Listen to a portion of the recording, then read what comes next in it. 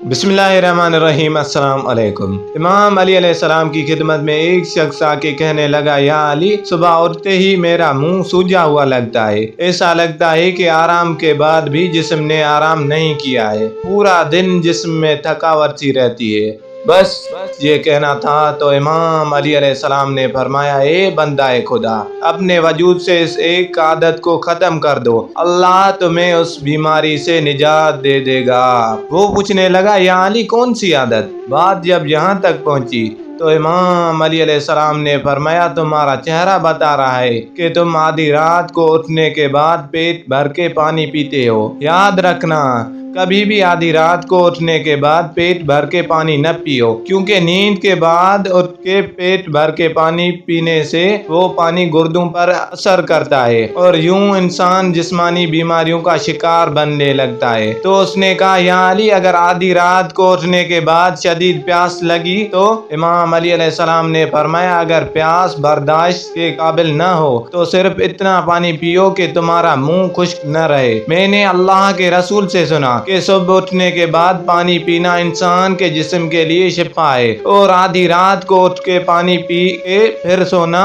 इंसान के जिस्म के लिए अमराज।